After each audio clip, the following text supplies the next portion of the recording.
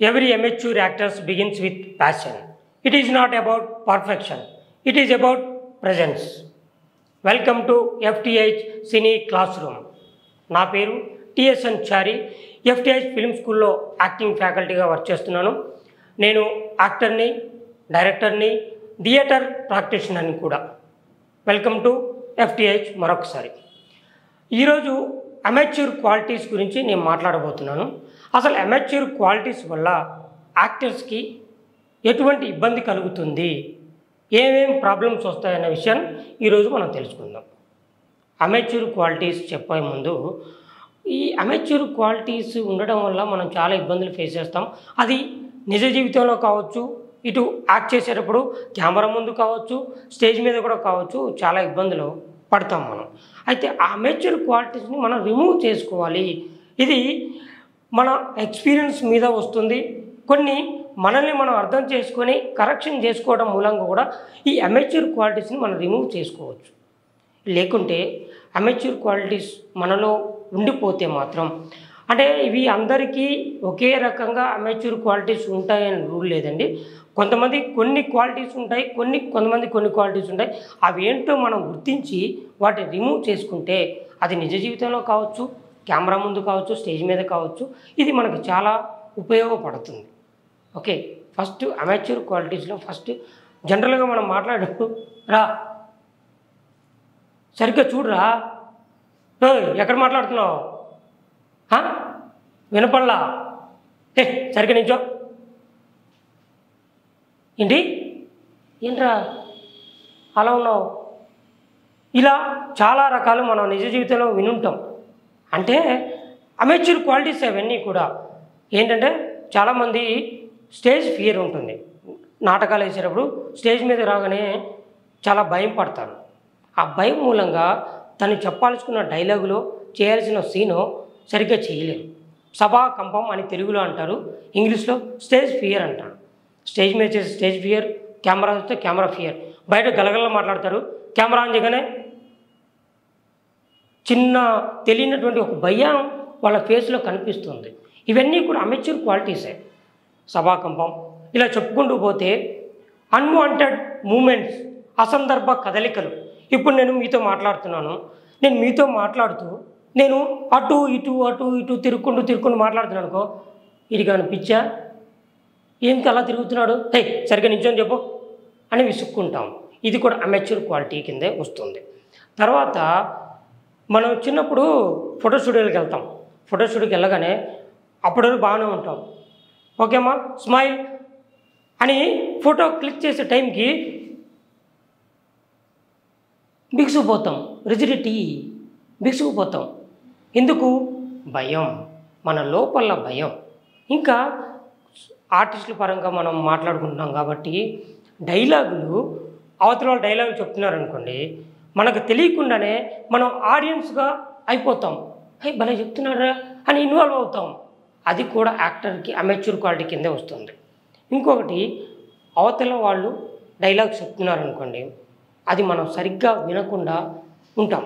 దాని మూలంగా ఏమవుతుంది, ఆ డైలాగు మనం వినలేదనుకోండి, దానికి కౌంటర్ డైలాగో రియాక్షనో మనం మిస్ అవుతాం. ఇది కూడా అమెచ్యూర్ క్వాలిటీ కింద వస్తుంది. తర్వాత టైమింగ్, డైలాగ్ టైమింగ్ తెలియకపోతే ప్రాబ్లం వస్తుంది. నేను ఇప్పుడు ఒక కామెడీ డైలాగో పంచ్ డైలాగో చెప్పా, కరెక్ట్గా ఆ డైలాగ్కి కౌంటర్ డైలాగ్ పడలేదనుకోండి, నువ్వు కామెడీ అంతా అబాస్ ఫాలో అవుతుంది, అంటే ఆ కామెడీ సరిగ్గా పండదని అర్థం. తర్వాత కొంతమంది స్పీడ్గా మాట్లాడతారు, ఏరా అవునా పొద్దున వచ్చావు, ఎప్పుడొచ్చావు, నేను చూశాను నువ్వు రాలేదు, నేను ఎంత కష్టం ఎత్తుకాను నేను మాట్లాడేస్తుంటారు గబగబా. ఆ గబగబా మాట్లాడటం మూలంగా క్లారిటీ, స్పష్టత, వినపడకపోవడం, గందరగోళంగా గజిబిజిగా ఉంటుంది. దాని మూలంగా కూడా అవతల ఉన్నటువంటి ఆర్టిస్టు లేదు అవతల ఉన్న చూస్తున్నటువంటి ప్రేక్షకుడికి తను ఏం చెప్తున్నాడో అన్న విషయం కూడా అర్థం కాదు. అలా అర్థం కానప్పుడు, ప్రేక్షకుడికి అర్థం కానప్పుడు యాజ్ యాక్టర్గా నువ్వు ఎంత ప్రయత్నం చేసినా అది వృధా అవుతుంది. సో అక్షరాలు లేదు, మనం చెప్పే డైలాగు క్లారిటీగా, స్లోగా, అర్థవంతంగా వినపడేలాగా ఒక పిచ్ వెరైటీ క్వాలిటీ మెయింటైన్ చేస్తూ డైలాగ్ చెప్పాలి. తర్వాత చాలామంది నిన్నెందుకు రాలేదు అనే డైలాగ్ ఉంది. నిన్నెందుకు రాలేదు ఈ డైలాగు. ఇది కోపంగా కావచ్చు, నవ్వుతూ కావచ్చు, ఇలా శాంతంగా కావచ్చు, ఇలా చెప్తారు. నిన్నెందుకు రాలేదు అనేది మీకు వినపడింది, నిన్న ఎందుకు రాలేదు వినపడింది కదా. నిన్నెందుకు రాలేదు అని నేను లాస్ట్ అక్షరాలని మింగేస్తున్నా. క్యూస్ అంటాం. నేను ఆ డైలాగ్ క్యూ ఇవ్వకపోతే పక్కన ఆర్టిస్ట్ ఇబ్బంది పడతాడు. ఎందుకు? ఆ డైలాగ్కి ఇంటర్లింక్ డైలాగ్ ఉంటుంది కాబట్టి ఆ డైలాగ్కి ఆ ఇంటర్లింక్ నువ్వు అందించకపోతే, నువ్వు ఆ డైలాగ్ చివరిలో మింగేస్తే ఆ పక్క ఆర్టిస్ట్ చాలా ఇబ్బంది పడతాడు. తర్వాత తను చెప్పాల్సిన డైలాగు ఆగిపోతుంది. మళ్ళీ సీన్ రిపీట్ చేయాల్సి వస్తుంది. కెమెరా కాబట్టి, సినిమా కాబట్టి, ఫిల్మ్ కావచ్చు, డిజిటల్ వచ్చాయి, రకరకాలు వచ్చాయి, టేక్ తీసుకుంటాం. కానీ స్టేజ్ మీద మాత్రం డైలాగులు మర్చిపోతే కర్టన్ వేసి క్లోజ్ చేయడమే. కర్టన్ అంటే అది స్టేజ్ కర్టన్స్ ఉంటాయి కదా, కర్టన్ వేసేస్తారు కంప్లీట్గా. డైలాగులు మర్చిపోతే స్టేజ్ మీద పర్ఫార్మెన్స్ పూర్తిగా ఆగిపోతుంది. సో దయచేసి ఇటువంటివి క్వాలిటీస్ని మనం రిమూవ్ చేద్దాం. తర్వాత మనం ఒక డైలాగ్ చెప్తాం. ఒక డైలాగ్ చెప్పిన తర్వాత మళ్ళీ మనం దాన్ని రిపీట్ చేస్తాం. రిపీట్ చేయడం మూలంగా కూడా ఇబ్బందులు వస్తాయి. సో ఎప్పుడైనా ఒక తప్పు చెప్పినా డైలాగు, లేదు మనం చెప్పాల్సిన డైలాగ్ వేరే డైలాగ్ చెప్పినా దాంతోపాటు ముందుకు వెళ్ళాలి తప్ప మళ్ళీ వచ్చి దాన్ని రిపీట్ చేస్తూ డైలాగ్ చెప్పకూడదు. Not taking the cues of other characters. అవతల వాళ్ళ క్యారెక్టర్స్ క్యూస్ను కూడా మనం అందించకపోతే కూడా ఇబ్బంది పడతాం. తర్వాత ఓవర్ యాక్టింగ్, ఇది చాలా ఇంపార్టెంట్ అండి. మనం యాక్ట్ చేసేటప్పుడు ఎంత మేరకు, ఎంత పరిధిలో యాక్ట్ చేయాలో అంత పరిధిలోనే యాక్ట్ చేయాలి. లేకపోతే చాలా చాలా ఇబ్బంది పడతాం. ఎరా యాక్టింగ్ చేయమన్నా ఓవర్ యాక్టింగ్ ఎందుకు చేస్తున్నాం అంటారు. సో అటువంటి మాట మనం అనిపించుకోకూడదంటే మనం ఆ డైలాగ్ ఎంతవరకు చెప్పాలి, ఎలా చెప్పాలి అనే విషయాన్ని ముందే మనం గ్రహించి ఇటువంటి అమెచ్యూర్ క్వాలిటీస్ని మనం రిమూవ్ చేసుకోవాలి. Okay, next fear of touching the other characters. చాలా చాలా ఇంపార్టెంట్.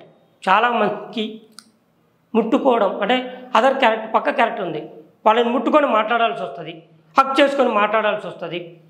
అది చాలా ఇబ్బంది పడతారు. బట్ యాజ్ యాక్టర్గా అటువంటి అమెచ్యూర్ క్వాలిటీస్ కూడా మనం తీసేయాలి. Fear of touching the other characters. So ఇటువంటి అమెచ్యూర్ క్వాలిటీ మనం తొలగిస్తే కంఫర్టబుల్గా ఆ సీను చాలా బాగా రావడానికి ఉపయోగపడుతుంది. Next, no relation with the other character. నీ పక్క క్యారెక్టర్తో రిలేషన్ లేకపోతే కూడా ఆ సీన్ పర్ఫెక్ట్గా రాదండి. ఎందుకంటే నువ్వు ఎవరితో మాట్లాడుతున్నావు, ఎందుకు మాట్లాడుతున్నావు, అతను నీకేమవుతాడు, బంధువా, అన్ననా, దూర బంధువా, అమ్మనా, నాన్ననా, పోలీస్ ఆఫీసరా, ఇవన్నిటి కూడా రిలేషన్స్ అంటాం. మనం ఒక డైలాగ్ చెప్తున్నప్పుడు, ఒక సీన్లో ఒక డైలాగ్ చెప్తున్నప్పుడు ఆ సీన్లో ఎవరెవరు ఉన్నారు, వాళ్ళతో మీ రిలేషన్ ఏంటి అనే విషయం తెలుసుకోకుండా ఉంటే మనం ఆ క్యారెక్టర్ని సరిగ్గా చేయలేం, ఆ సీన్ సరిగ్గా రాదు. Okay, next seeing down ads. ఇది చాలా ఇంపార్టెంట్. చాలామంది కళ్ళలో కళ్ళు పెట్టి చూసి మాట్లాడలేరు.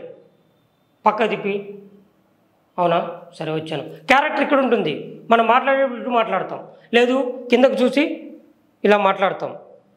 కళ్ళలో కళ్ళు పెట్టి సూటిగా చూసి మాట్లాడలేం. నేల చూపులు ఎక్కువ చూస్తాం. నేల చూపులు చూడడం వల్ల ఆ సీన్ కూడా, అంటే face is the index of mind అంటాం కదా, face is the index of mind అంటాం. మన మనసులో ఏముందో మన ఫేస్లో తెలుస్తుంది. మెయిన్ ఇంపార్టెంట్ ఐస్ అండి. యాజ్ యాక్టర్గా నేల చూపులు చూడడం, ఇవన్నీ కూడా అమెచ్యూర్ క్వాలిటీస్. ఓకే, ఎప్పుడైనా మనం ఒక క్యారెక్టర్తో మాట్లాడుతున్నప్పుడు ఐ టు ఐ కాంటాక్టే ఉండాలి, కానీ నేల చూపులు చూస్తూ పక్క చూపులు చూస్తూ మనం డైలాగులు చెప్పకూడదు. Okay, next not knowing the proper communication of the character. మన పాత్ర యొక్క భావ ప్రకటన, మన ఎక్స్ప్రెషన్, మన ఫీలింగ్స్ని పర్ఫెక్ట్గా మనం ప్రొజెక్ట్ చేయలేకపోవడం మూలంగా ఆ సీన్ అంతగా పండదు, ప్రేక్షకులకు చేరదు. కాబట్టి మనం డైలాగ్ చెప్పేటప్పుడు ఆ క్యారెక్టర్ తాలూకు ఆ ఎమోషన్ని, ఆ ఎక్స్ప్రెషన్ని, ఆ భావాన్ని మనం పర్ఫెక్ట్గా ప్రొజెక్ట్ చేయగలిగితే అది ప్రేక్షకులకు చేరుతుంది, ప్రేక్షకులకి రసానుభూతి కలుగుతుంది. ఇది కూడా ఒక అమెచ్యూర్ క్వాలిటీనే. ఇలాంటి అమెచ్యూర్ క్వాలిటీస్ చాలా ఉన్నాయి. ఇంకా అమెచ్యూర్ క్వాలిటీస్ ఎలా రిమూవ్ చేసుకోవాలి, ఇంకా ఏమేమి ఉన్నాయి అని తెలుసుకోవడానికి మనం నెక్స్ట్ మళ్ళీ మన FTI సినీ క్లాస్ రూమ్లో తెలుసుకుందాం. వీడియో చూశారు కదా, మీకు ఏమైనా డౌట్లు ఉన్నా, వేరే టాపిక్ గురించి మీకు ఇన్ఫర్మేషన్ కావాలన్నా కామెంట్ బాక్స్లో కామెంట్ చేయండి. అలాగే లైక్ చేయండి, షేర్ చేయండి, సబ్స్క్రైబ్ చేయండి. Thank you.